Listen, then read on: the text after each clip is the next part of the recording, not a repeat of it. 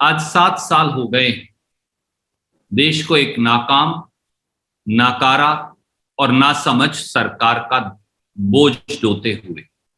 मेरा देश भुगत रहा है। मेरा देश भुगत रहा है क्योंकि आर्थिक मंदी के काले बादल चारों ओर मंडरा रहे हैं। जीडीपी की दर -8% हो गई और प्रति व्यक्ति आय में दुनिया में पहली बार 73 साल में पहली बार भारत अब बांग्लादेश के भी पीछे चला गया। मेरा देश भुगत रहा है क्योंकि 7 साल में बेरोजगारी डबल डिजिट का आंकड़ा पार कर 11.3% हो गई। पिछले 1 साल में 12 करोड़ 20 लाख लोगों की रोजी रोटी चली गई। अकेले अप्रैल 2021 में 74 लाख लोगों ने रोजगार खो दिया। मेरा देश भुगत रहा है क्योंकि महामारी, महंगाई और मोदी सरकार तीनों ही देशवासियों के दुश्मन बने बैठे। कई प्रांतों में पेट्रोल 100 रुपया और सरसों का तेल 200 रुपया पार कर चुका है। रसोई गैस का सिलेंडर भी 800 पार पहुंच गया। खाना पकाने के तेलों की कीमतों में लगी आग ने हर गृहिणी के बजट को तहस नहस कर दिया। मेरा देश भुगत रहा है क्योंकि मोदी सरकार धरती पुत्र किसानों की अगली फसल और नस्ल दोनों छीनकर अपने चंद पूंजीपति मित्रों की थाली में डालना चाहती है। कभी उन पर लाठी डंडे बरसवाती है तो कभी उनकी राहों में कील कांटे बिछाती है। 3 काले कानूनों के माध्यम से किसानों की रोजी रोटी छीन लेना चाहती है। 7 साल से मेरा देश भुगत रहा है क्योंकि मोदी सरकार ने गरीबी पर नहीं, गरीबों पर वार किया है। 7 साल में 23 करोड़ भारतीय गरीबी रेखा के नीचे चले गए और लगभग 3.25 करोड़ भारतीय मध्यम वर्ग की श्रेणी से ही बाहर हो गए। 7 साल में मेरा देश भुगत रहा है क्योंकि कोरोना महामारी के बीच लाखों जिंदगियां सिसक सिसक कर दम तोड़ रही हैं। शमशान और कब्रिस्तान अटे पड़े हैं। ना ऑक्सीजन है, ना जीवन रक्षक दवाएं, ना वेंटिलेटर है, ना आईसीयू, ना वैक्सीनेशन, और मोदी सरकार पूरी तरह से गुमशुदा है। 7 साल से मेरा देश भुगत रहा है क्योंकि चीन को लाल आंख दिखाना तो दूर, मोदी सरकार आज चीन द्वारा किए गए भारतीय सीमा पर अतिक्रमण से चीन को खदेड़ नहीं पाई। यह 73 साल में देश की सबसे कमजोर सरकार साबित हुई है। साफ है साथियों कि देश 7 सालों की मोदी सरकार की निर्मित बदहाली को भुगत रहा है। अब जवाब मांगने और हिसाब करने का समय आ गया है। कोई भी प्रश्न आप पूछना चाहें तो स्वागत है। जी, अपने प्रश्न इंगित करिए।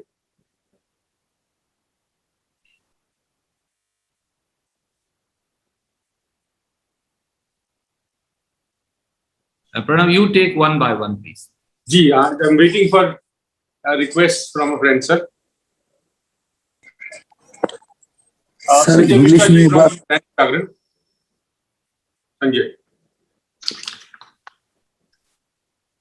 संजय जी। जी, आवाज आ रही है मेरी?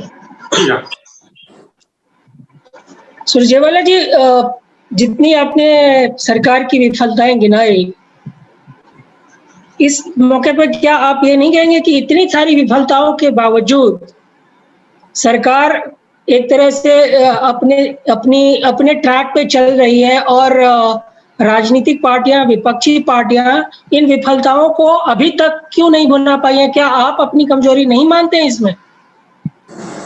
आदरणीय साथी, देश के विकास का पहिया तो ट्रैक से मोदी सरकार ने उतार दिया है और उसका दर्द, उसकी असहाय पीड़ा उसकी मोदी निर्मित तकलीफ आज पूरा देश भुगत रहा है। वो चाहे आपका और मेरा रोजमर्रा का बजट हो, चाहे वो 200 रुपया लीटर का सरसों का तेल हो और लगभग 100 रुपया का पेट्रोल हो, चाहे वो 800 रुपया से अधिक का गैस का सिलेंडर हो, चाहे वो मसूर दाल, चना दाल और अन्य खाद्यान्नों के आसमान छूते कीमतें हो, चाहे आए दिन सिसक सिसक कर देश की लाखों जाती जिंदगियां हो कोरोना महामारी के बीच, चाहे वो आज जब हिंदी पत्रकारिता दिवस है तो पत्रकारिता और संविधान का गला घोटने की कवायद हो, चाहे वो संवैधानिक संस्थाओं को और उनकी शुचिता को तार तार करना हो। सच्चाई ये है कि आप हर पहलू उठा लीजिए, आज 7 साल पूरे हो गए तो हिसाब करने का और जवाब मांगने का समय आया है। आज 7 साल के बाद देश मोदी निर्मित आपदा से भुगत रहा है। धन्यवाद सर। अगला सवाल सिद्धार्थ एनआई से। सिद्धार्थ सर नमस्कार। बिल्कुल लाजमी बात है, 7 साल पूरे हुए हैं, विपक्ष का काम है लेखा जोखा सरकार का सामने रखना, और आपने कई तथ्य जो रखे हैं बिल्कुल साफ दिखाई देते हैं। जमीन पे महंगाई है, पेट्रोल डीजल के दाम जो हैं वो आसमान पे हैं, लोगों के पास रोजगार नहीं है, आज के दौर में वैक्सीन है नहीं है, इलाज नहीं है। लेकिन एक बात आप विपक्ष के तौर पे कैसे देखते हैं कि लोगों का जो साथ है, जो विपक्ष का काम है कमियों को गिनाना, लेकिन विपक्ष का को लोगों का साथ क्यों नहीं मिल पा रहा है? क्योंकि इसको चुनाव से मैं जोड़ना नहीं चाह रहा, चुनाव के नतीजों की बात अलग हो सकती है, लेकिन एक मूवमेंट आपको लोगों में क्यों नहीं दिख रहा है? और विपक्ष उस मूवमेंट के अंदर विपक्ष के ऊपर विपक्ष के साथ खड़े लोग क्यों नहीं दिख रहे हैं, ये मैं पूछना चाहता हूं। आप इसे बिल्कुल चुनाव से भी जोड़िए, कोई दिक्कत नहीं। और सबसे ताजा तो हाल के ही चुनाव है। आपने देखा कि जहां जहां संसदीय चुनाव हो रहे हैं भारतीय जनता पार्टी हारती जा रही है। इस बार भी नतीजे यही निकले। विधानसभा में भी कांग्रेस पार्टी को कई जगह हमें भी शिकस्त का सामना करना पड़ा, पर आप देश के एक कोने से दूसरे कोने तक शुरू कर लीजिए। केरल के अंदर भारतीय जनता पार्टी का सुपड़ा साफ हो गया। तमिलनाडु के चुनाव में भारतीय जनता पार्टी और उनके अलाइज का सुपड़ा साफ हो गया। पुडुचेरी के चुनाव में उनके अलाइज जरूर जीते जो कांग्रेस पार्टी से अपहरण कर लेकर गए हुए व्यक्ति हैं। पश्चिम बंगाल के चुनाव में जिस पर प्रधानमंत्री ने अपनी प्रतिष्ठा, अपना व्यक्तित्व और पूरी पार्टी ने अपना सारा दारमदार लगा रखा था, हम हारे, हमें इस बात की पीड़ा है, परंतु भारतीय जनता पार्टी ने भी शिकस्त हासिल की। असम का चुनाव वो जीते हैं, उसके लिए मैंने कई बार ये कहा है कि उनको शुभकामनाएं। और लोकसभा के जो उपचुनाव हुए, विधानसभा के जो उपचुनाव हुए, उसमें भाजपा की क्या स्थिति हुई ये आपके सामने है। इसलिए आदरणीय साथी, अगर आपका इशारा चुनाव की तरफ है तो फिर चुनाव में इन राज्यों में क्या हुआ ये भी देश के सामने है।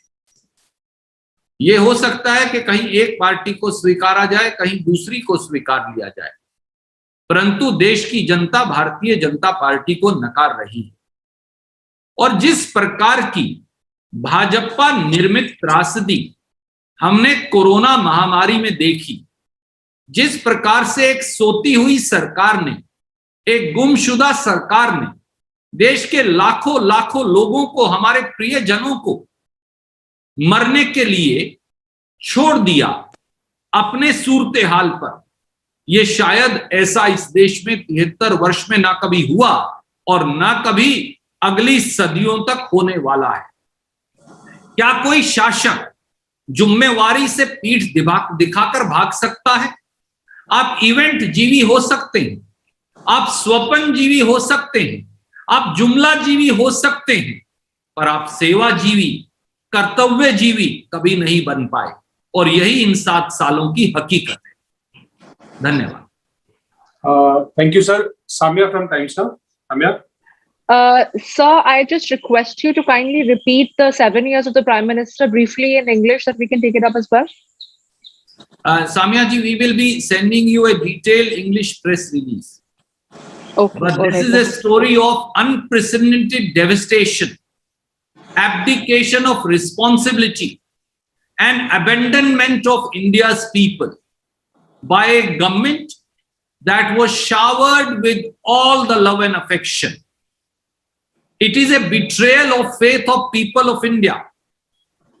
It is betraying the trust and the innate faith they reposed in Prime Minister Shri Narendra Modi.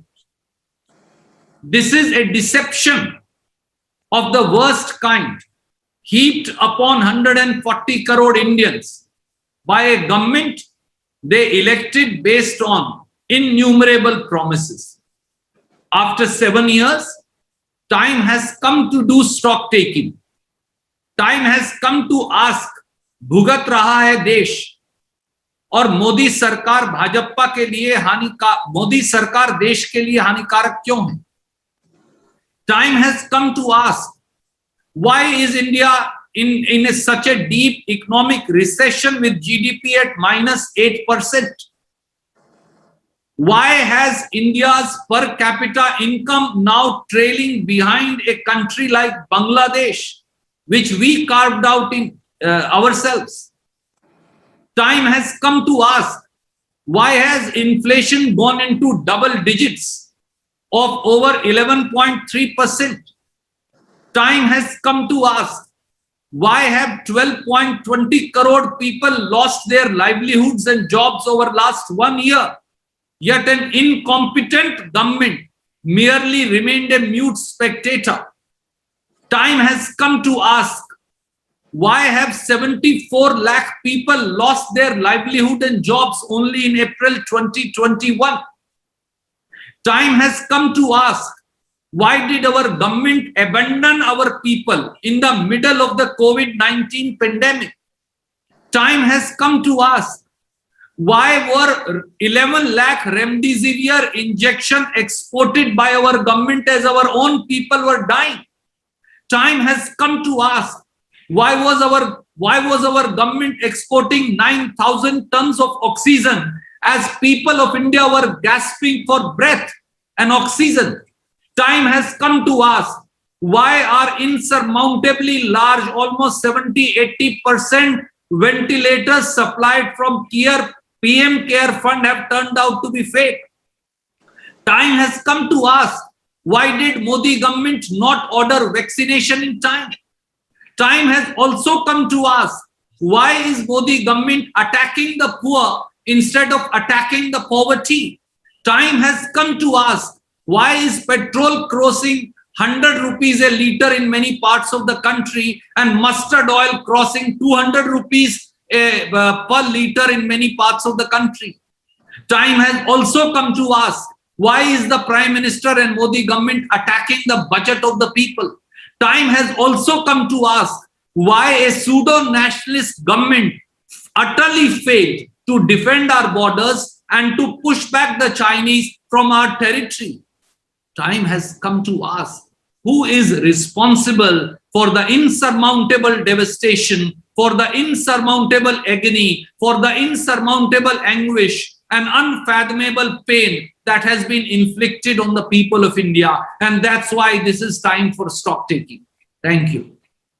Thank you. Neeraj Kumar ji from News 18.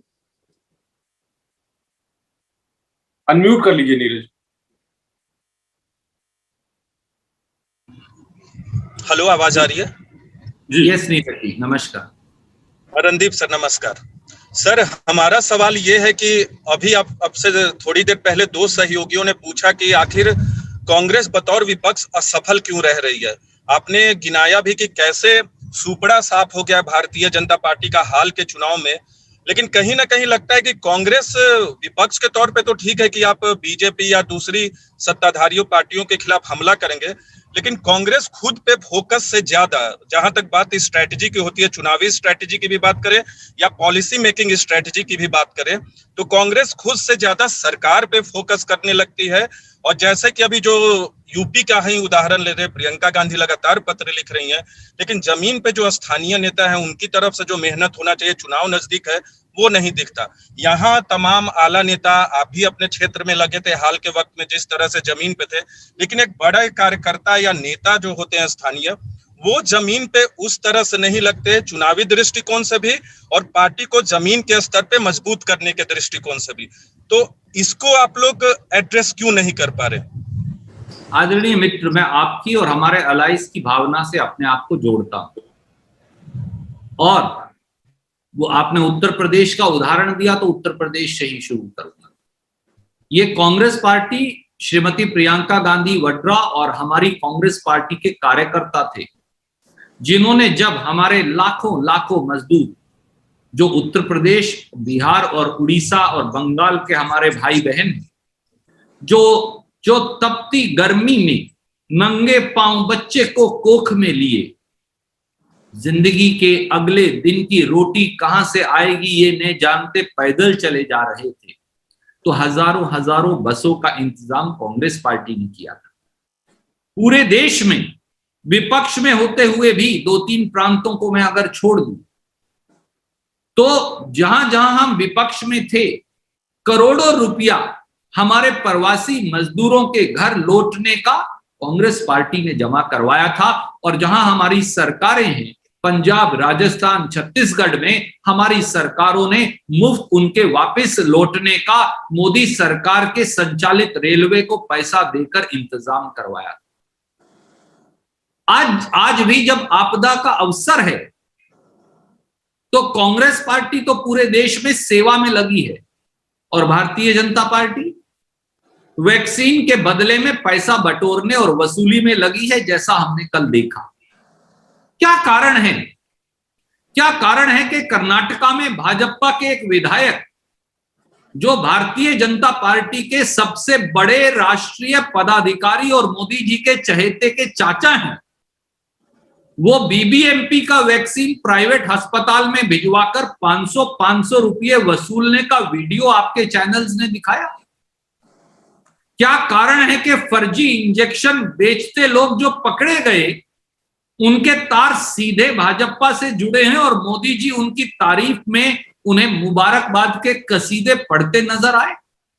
तो एक तरफ भाजपा है और एक तरफ कांग्रेस है। हमारे भी युवा कांग्रेस के अध्यक्ष कर्नाटक से आते हैं, पर उन्होंने जो काम किया उसकी तारीफ आप सबने और पूरे देश ने की, और युवा कांग्रेस ने जो काम किया, हम में और भाजपा में यही अंतर है। और राजनीतिक इच्छा, हमारे अंदर ना राजनीतिक इच्छा शक्ति की कमी है, ना संकल्पबद्धता की, ना कर्तव्य परायणता की। अगर हमें और मेहनत करने का देश आदेश देगा, जैसा आदेश दे रहा है आपके शब्दों के माध्यम से, तो उस भावना के आगे नतमस्तक होकर आज आपके माध्यम से मैं देशवासियों को कहूंगा, एक कांग्रेस के अदने कार्यकर्ता के तौर पर, कि कांग्रेस और ज्यादा मेहनत करेगी। कांग्रेस अपनी भूल सुधार लोगों से और ज्यादा जोर से जुड़ेगी। हम सब कुछ छोड़कर और ज्यादा सेवा करेंगे। हम देश को नई रास्ता और नई डगर दिखाएंगे, जैसा डॉक्टर मनमोहन सिंह, राहुल गांधी जी, सोनिया गांधी जी के पत्रों में हमने देखा।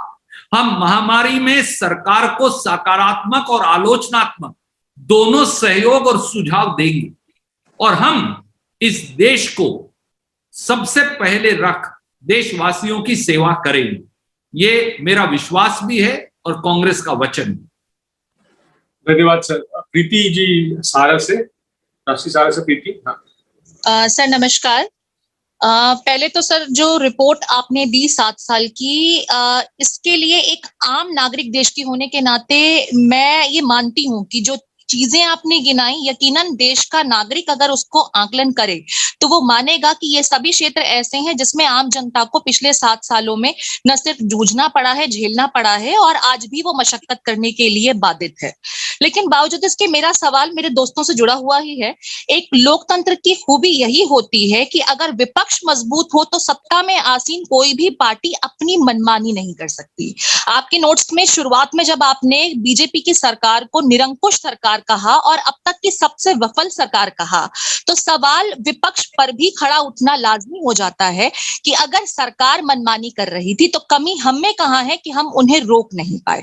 पहला सवाल ये, लेकिन जैसा कि आपने पहले ही आश्वासन दिया है कि कांग्रेस पार्टी काम करती रहेगी, मैं ये समझना चाहती हूँ कि अब तक जो मनमानियां हुई हैं या अब तक जिन चीजों की वजह से इस पिछले 7 सालों में बीजेपी पार्टी ने देश को बिल्कुल पीछे ला करके खड़ा कर दिया है, चाहे इकोनॉमिक मुद्दों की बात करें, बेरोजगारी की बात करें या फिर दूसरे फ्रंट से, उसको सुधार के लिए आप कैसे लेकर के आएंगे और लगातार जो आपकी पार्टियों को लेकर के उनकी तरफ से सवाल खड़े होते रहे हैं उसे काउंटर कैसे करेंगे? क्योंकि जैसे ही आप कोई सवाल खड़े करना शुरू करते हैं वो आपकी पार्टी के शीर्ष को लेकर के ही सवाल खड़े करके शायद जनता को गुमराह कर देते हैं। ये समझना चाहूंगी। शुक्रिया प्रीति। सबसे पहले मैं ये कहूंगा, प्रजातंत्र में विपक्ष बहुत महत्वपूर्ण है, पर प्रजातंत्र में संविधान, संवैधानिक संस्थाएं, प्रजातंत्र की मर्यादाएं, संविधान की परिपाटियां, कानून का शासन और कहने, सुनने, बोलने, सोचने, इन सब की आजादी, ये भी उतना ही महत्वपूर्ण है। आप ये देखेंगे कि मोदी सरकार ने 7 साल में एक सुनियोजित षड्यंत्र से संवैधानिक संस्थाओं को पंगु बनाने में कोई कसर नहीं छोड़ी।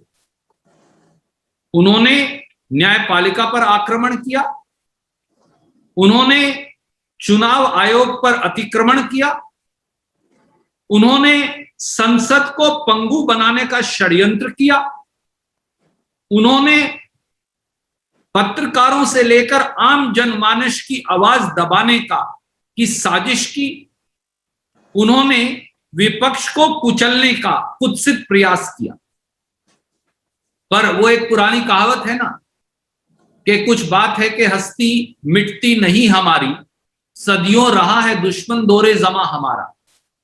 कांग्रेस पार्टी ने अंग्रेज से लोहा लिया, कांग्रेस पार्टी ने गरीबी से लोहा लिया, कांग्रेस पार्टी ने सामाजिक कुरीतियों से लोहा लिया, कांग्रेस पार्टी ने जात पात और धर्म के विभाजन से लोहा लिया, कांग्रेस पार्टी ने देश को विकास से विनाश की तरफ ले जाने वाली ताकतों के सदैव दांत खट्टे किए। और आज मैं फिर ये कहता हूं, जब मोदी सरकार के 7 साल पूरे हुए हैं और पूरा देश भुगत रहा है, मेरा देश भुगत रहा है, आपका देश भुगत रहा है, हमारा देश भुगत रहा है, कि ये देश मिलकर और कांग्रेस पार्टी सबसे आगे चलेगी, हम उन सारी ताकतों के दांत खट्टे कर देंगे जो विनाशकारी ताकतें हैं, विभाजनकारी ताकतें हैं, विघटनकारी ताकतें हैं, और जो दुर्भाग्य से सब्ज बाग दिखा, झूठे सब्ज बाग दिखा, सत्तासीन हो गई है। धन्यवाद। धन्यवाद सर। मोहित दुबे, न्यूज नेशन से। नमस्कार मोहित। मोहित, हेलो। हाँ जी, आवाज आ रही है आपकी, पूछे। हाँ सर, नमस्कार, मैं मोहित दुबे बोल रहा हूँ। नमस्कार। मेरा सवाल यह है कि भारतीय जनता पार्टी ने आपके प्रेस कॉन्फ्रेंस को लेकर सवाल खड़े किए हैं। भारतीय जनता पार्टी ने कहा है कि 7 साल में मोदी सरकार ने शानदार काम किया है, और कांग्रेस प्रेस कॉन्फ्रेंस इसलिए कर रही है क्योंकि उसने 70 सालों में कोई काम नहीं किया है, और कांग्रेस की जो स्थिति अभी है वो उसके कार्यों का नतीजा है। भारतीय जनता पार्टी के इस प्रतिक्रिया का क्या जवाब देंगे आप? आदरणीय मित्र, देश अब भाजपा के जुमलों से थक चुका है। अब स्वपन जीवी, इवेंट जीवी की मन की बात नहीं, देश के काम की बात की आवश्यकता है। मैंने आपको ठोस आंकड़े दिए 7 महत्वपूर्ण पायदानों पर। जब हमने सरकार छोड़ी, मैं फिर याद दिलाऊंगा, तो 8% औसतन जीडीपी की ग्रोथ दर, बढ़ोतरी की दर थी।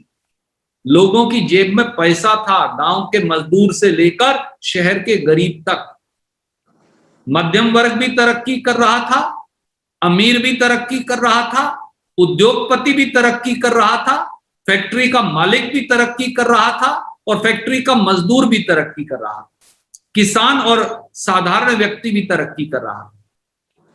8% की पॉजिटिव ग्रोथ दर से आप देश को 7 साल में -8% पर ले आए हो, यानी 16% की गिरावट, और आप कह रहे हो सब चंगा सी। बांग्लादेश, जो इस देश ने स्वर्गीय श्रीमती इंदिरा गांधी ने पाकिस्तान के 2 टुकड़े कर अपने हाथ से बनाया, वो देश ही 50 साल के बाद प्रति व्यक्ति आय में भारत से आगे निकल गया, और आप कह रहे हो सब चंगा सी। चीन ने आज भी भारत मां की सरजमी पर कब्जा कर रखा है, डेप्सांग प्लेन्स में, अरुणाचल के अंदर गांव बसा लिया, डोकलाम में चिकन्स नेक तक पक्की सड़कें बना ली। देश की सामरिक और भूभागीय अखंडता आज खतरे में है। दुश्मन हमारी सीमा के अंदर आकर बैठा है, और आप कह रहे हो कांग्रेस जिम्मेवार है। 22 लाख करोड़ रुपया आपने पेट्रोल और डीजल की कीमतों पर टैक्स लगाकर 7 साल में जनता की जेब से लूट लिया, और जिम्मेवार कांग्रेस है। पेट्रोल 100 रुपया को छू रहा है दिल्ली में, मध्य प्रदेश में 101 रुपया को पार कर गया, जहां दोनों जगह आपकी सरकार है। सरसों का तेल 200 रुपया लीटर पार हो गया 7 साल के अंदर, नहीं 1 साल के अंदर, और जिम्मेवार कांग्रेस है। लोगों का बजट बिगड़ गया, गृहिणियों के पास पैसा नहीं, और जिम्मेवार हम हैं। सत्ता में आप हैं, सत्ता का मेवा आप खा रहे हैं, सत्ता की मलाई आप लूट रहे हैं, वैक्सीन आप बेच रहे हैं, परंतु देश तड़प तड़प कर आखिरी सिसकियां ले रहा है, और जिम्मेवार कौन है? कोरोना महामारी में कोई ऐसा परिवार इस देश का बता दीजिए।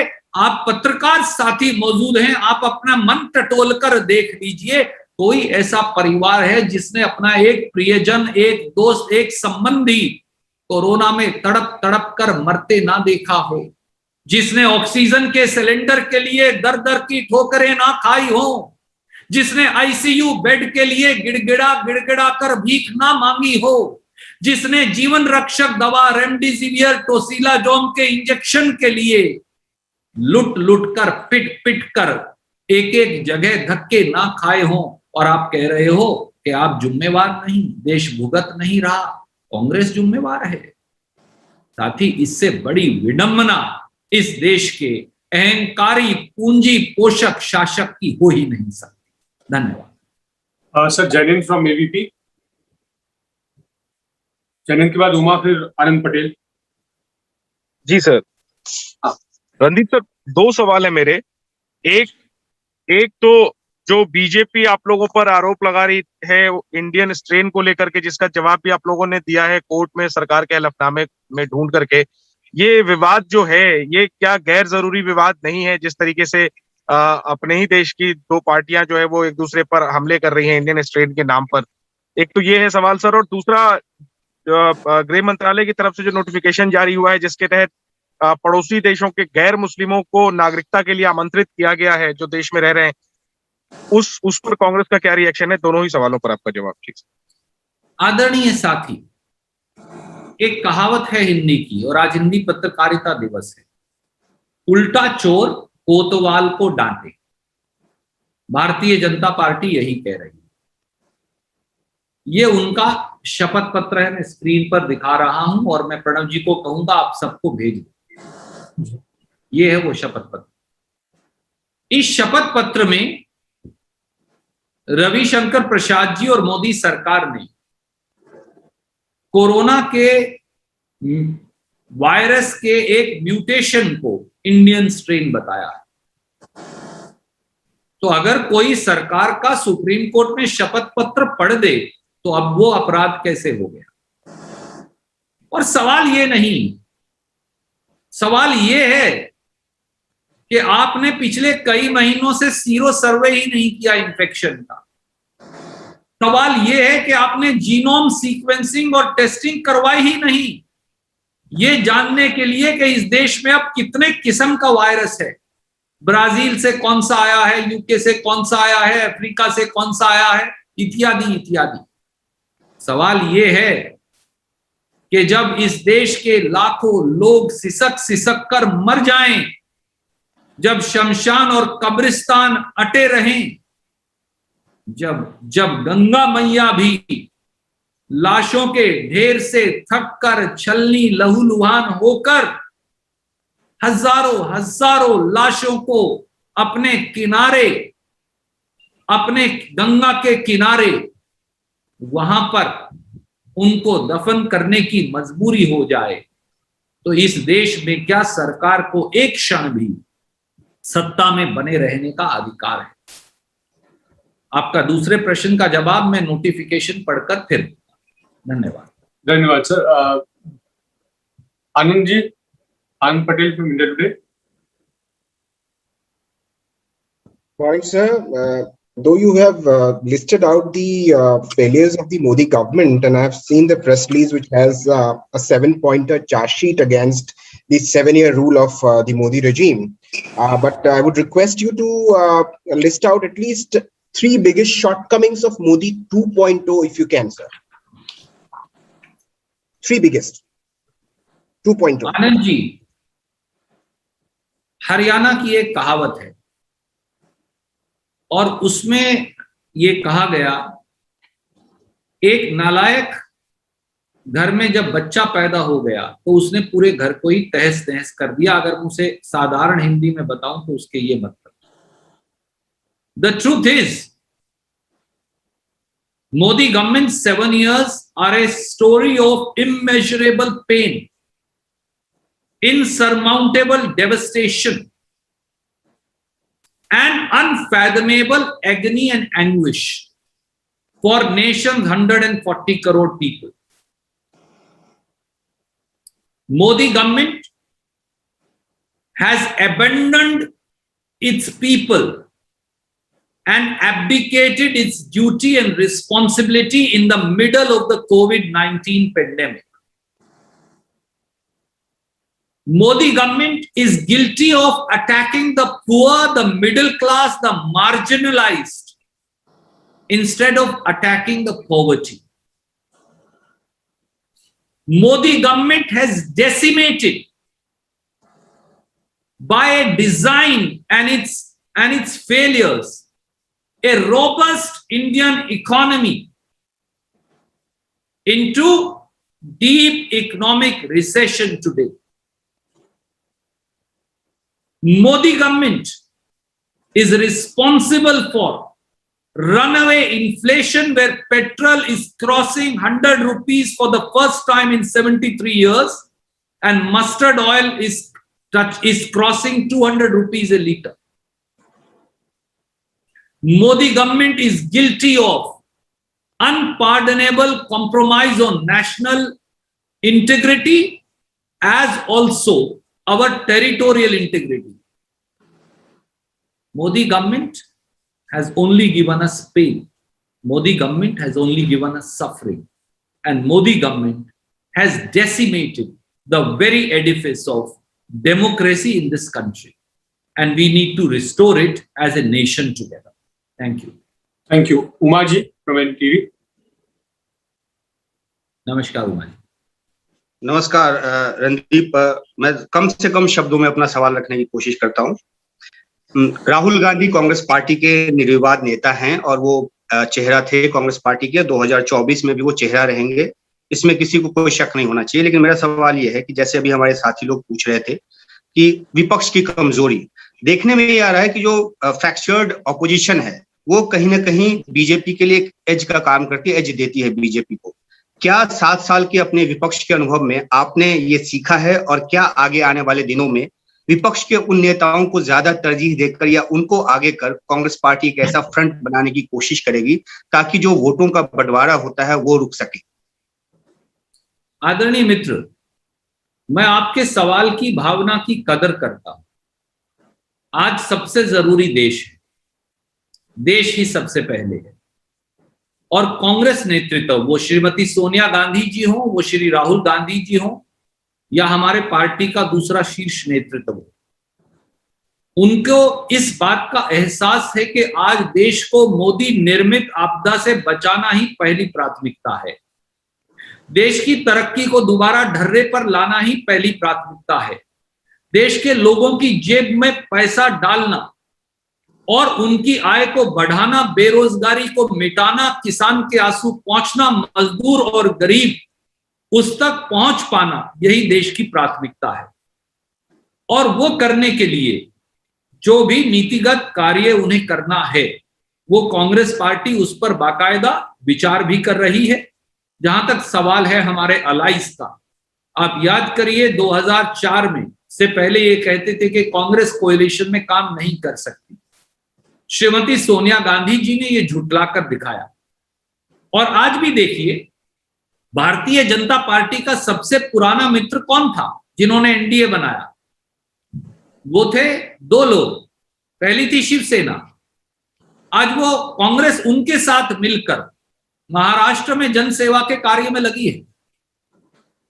हम इसी प्रकार से जूनियर पार्टनर के तौर पर एक और प्रांत, जहां से हमारे साथी प्रणव जी भी आते हैं, झारखंड में भी काम कर रहे हैं। हम कई और प्रांतों में, तमिलनाडु एक और बहुत बड़ा प्रांत, हम एक जूनियर पार्टनर के तौर पर वहां डीएमके के साथ काम कर रहे हैं। हमने बंगाल में एक और प्रयास किया, उसमें हम कामयाब नहीं हुए, पर हमने एक कोएलिशन पार्टनर चुना। तो इसलिए कांग्रेस पार्टी वक्त की नजाकत को समझते हुए, परंतु हमारे लिए अपना अस्तित्व कांग्रेस सबसे पहले है, क्योंकि कांग्रेस इस देश की आत्मा में है, कांग्रेस विचारधारा है, कांग्रेस सोच है, कांग्रेस नीति है। और सभी पार्टियां कहीं ना कहीं कांग्रेस की विचारधारा और सोच से निकली हैं।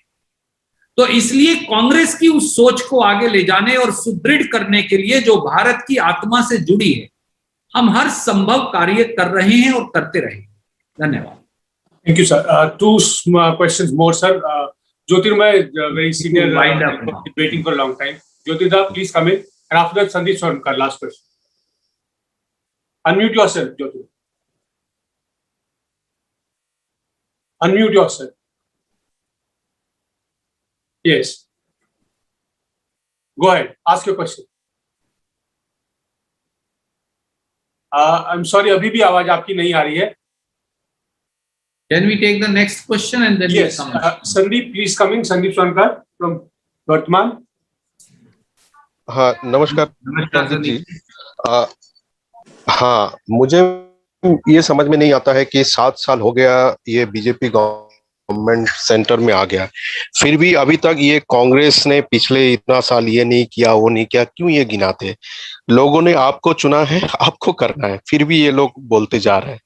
तो मेरा क्वेश्चन 2 है, छोटा छोटा. एक, जो ये कोविड सिचुएशन थोड़ा सा नॉर्मलाइज होने के बाद, क्या ऑल ऑपोजिशन पार्टी, ये पिछले 7 साल में जो मोदी गवर्नमेंट का विफलता है, जो आप वर्चुअली बता रहे हैं, हम सुन भी रहे हैं, लिख भी रहे हैं, तो क्या ये ऑन स्ट्रीट पूरा ऑपोजिशन उतरेंगे? और दूसरा है कि सफलता हो या विफलता हो, ये गणतांत्रिक ढांचे में मोदी सरकार को अभी पार्लियामेंट स्पेशल सेशन बुला के डिस्कस करना नहीं चाहिए? आपने 3 बड़े महत्वपूर्ण पहलू उठाए।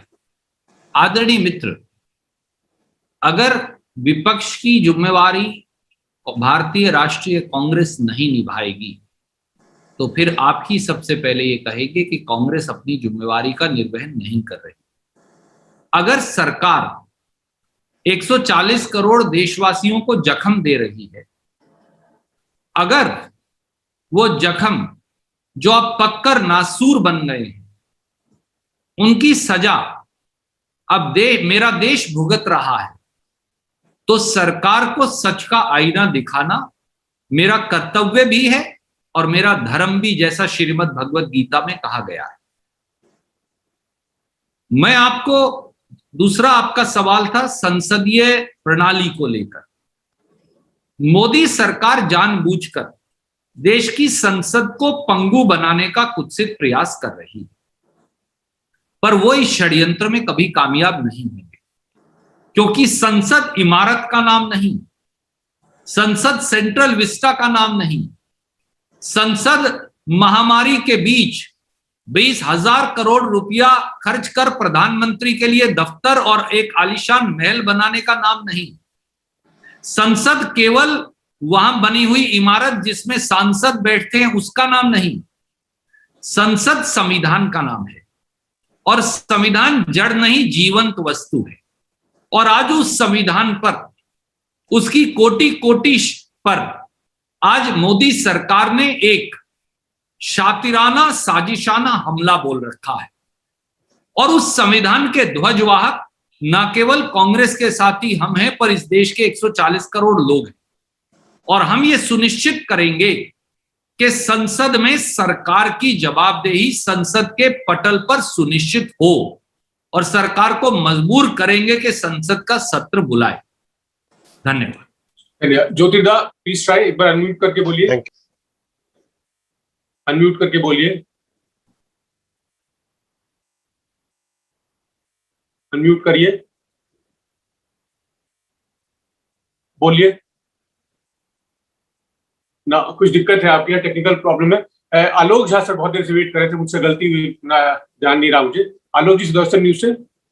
नमस्कार आलोक जी। सर नमस्कार।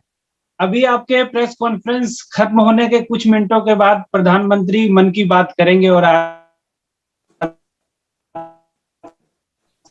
7 साल भी पूरे हुए हैं।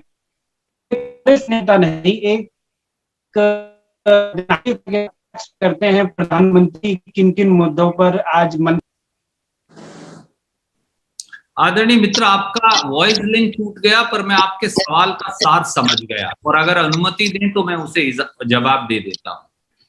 आलोक म्यूट कर लीजिए, आपको म्यूट कर लीजिए। हाँ जी सर। देश को काम की बात की जरूरत है, मन की बात की नहीं। देश को स्वप्नजीवी शासक नहीं, देश को इवेंट जीवी राजा नहीं, देश को सेवा जीवी और कर्तव्य जीवी शासक की जरूरत है। दुर्भाग्य से वो हमारे आदरणीय प्रधानमंत्री नहीं हो सकते, क्योंकि वो इस परीक्षा में 0 नंबर लेकर फेल हो गए। इसलिए खुद का महिमा मंडन कितना भी करिए, जैसा भारत मां की जबानी कहा गया कि आपने जो अपराध किए हैं वो नाकाबिले माफी है, और प्रजातांत्रिक तरीके से देश की 140 करोड़ जनता उसका जवाब आपको अवश्य देगी।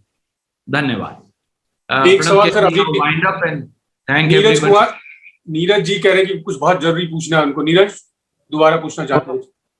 हाँ सर, वो विपक्षी गठबंधन से जुड़ा ही सवाल है। आपने कहा कि कांग्रेस उसे लेकर हमेशा से बहुत रिसेप्टिव रही है और किया भी है। निकट भविष्य में 5 राज्यों के विधानसभा चुनाव है। 4 राज्यों में कांग्रेस पार्टी बहुत ही मजबूत है, चाहे पंजाब की बात करे या फिर उत्तराखंड की बात करे, गोवा की बात करे। यूपी में कमजोर है कांग्रेस। क्या समाजवादी पार्टी से फिर अलायंस हो सकता है? कांग्रेस सोच सकती है? आदरणीय मित्र, इसका जवाब पत्रकार वार्ता में नहीं दिया जा सकता। आप बहुत सुलझे पत्रकार हैं। इसका निर्णय कांग्रेस पार्टी का नेतृत्व, कांग्रेस कार्य समिति, हमारी प्रभारी महासचिव श्रीमती प्रियंका गांधी वड्रा करेंगी। और आप अगर उनके कार्यालय को लिखेंगे तो मुझे अवश्य विश्वास है कि वो आपको जवाब देंगे। परंतु जब भी इस बारे में पार्टी कोई निर्णय लेगी मैं अवश्य आपको सूचित करूंगा। धन्यवाद। और आप सबका एक बार फिर बहुत बहुत शुक्रिया। मैं ईश्वर से प्रार्थना करूंगा कि आप सब सुरक्षित रहें, आपके परिवार और प्रियजन सब सुरक्षित रहें, और हिंदी पत्रकारिता दिवस की एक बार फिर शुभकामनाएं। ईश्वर से यह भी प्रार्थना करूंगा कि आपका कलम और कैमरा तेज धारदार तरीके से लोगों की समस्याएं ऐसे ही दिखाता रहे और लिखता रहे। नमस्कार, जय हिंद। आपको भी सर धन्यवाद। नमस्कार। नमस्कार। Thank you sir. Thank you.